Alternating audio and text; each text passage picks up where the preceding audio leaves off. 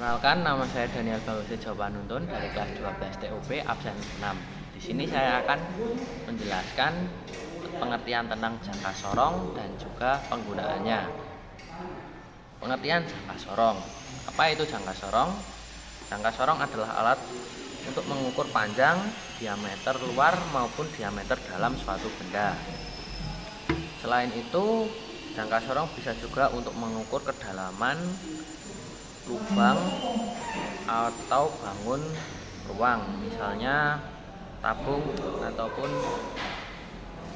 lingkaran seperti ini. Nah, jangka sorong lebih dipakai untuk mengukur benda yang ukurannya kecil dan tidak bisa diukur menggunakan penggaris. Jadi bisa dibilang jangka sorong memiliki tingkat ketelitian lebih tinggi.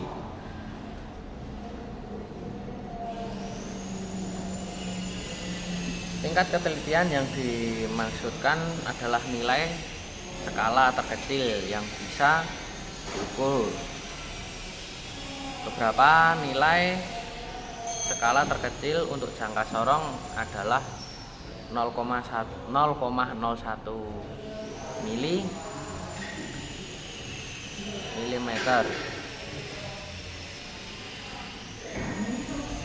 Adapun bagian-bagian jangka sorong, yang pertama, jangka sorong terbagi menjadi dua bagian. Yang bagian pertama rahang tetap dan rahang geser. Berbeda dari penggaris yang cuma mempunyai satu skala. Skala pembacaan jangka sorong punya dua skala. Skala terdiri dari dua skala utama yang dikenal dengan skala Vernier dan skala non minus. Adapun bagian-bagian dari jangka sorong ini, yang pertama rahang dalam. Rahang dalam terdiri dari rahang geser dan rahang tetap. Fungsinya untuk mengukur bagian dalam seperti diameter lubang, celah,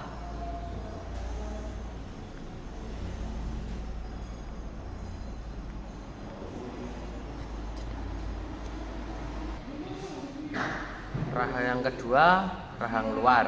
Rahang luar terdiri dari dua rahang juga, yaitu geser dan tetap.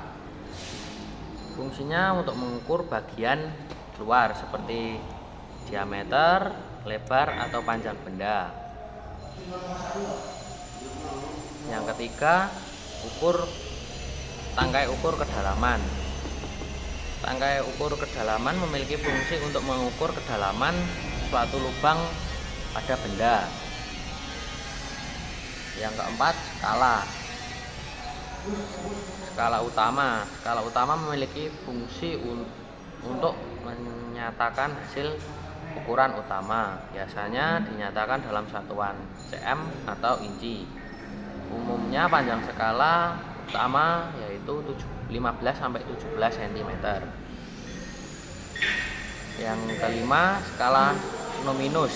Skala nominus memiliki fungsi untuk menambahkan tingkat akurasi ekstra pada pengukuran. Biasanya dinyatakan dalam satuan mili atau inci. Yang keenam yaitu baut pengunci. Baut pengunci ini memiliki fungsi untuk menahan rahang pada tempatnya agar objek bisa ditahan atau tidak terlepas dan skala tidak bergeser saat akan mengukur. Nah, setelah mengenal bagian-bagian dari jangka sorong ini, sekarang kita untuk cara penggunaan jangka sorong. Yang pertama yaitu pastikan bahwa saat kedua rahang tertutup, skala menunjukkan 0. Tujuannya supaya tidak ada kesalahan dalam pengukuran. Yang kedua, kendurkan baut pengunci dan tarik rahang geser ke kanan.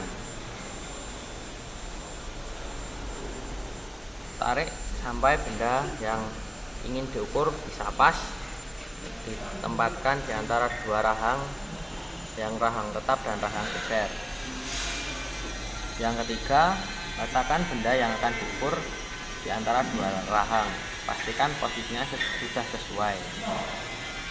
Yang keempat, tarik rahang geser ke kiri sampai menjepit benda yang mau diukur, lalu putar baut pengunci hingga kencang supaya tidak bergeser. 5. Baca dan hitung hasil pengukuran yang diperoleh. Nah, untuk membaca dan menghitung pengukuran jangka sorong sangat mudah ya. Tinggal melihat angka-angka dan pastikan garis yang sejajar atau sama. Kemudian akan terlihat hasilnya. Sekian penjelasan dari saya tentang pengertian jangka sorong ini. Sekian dan terima kasih.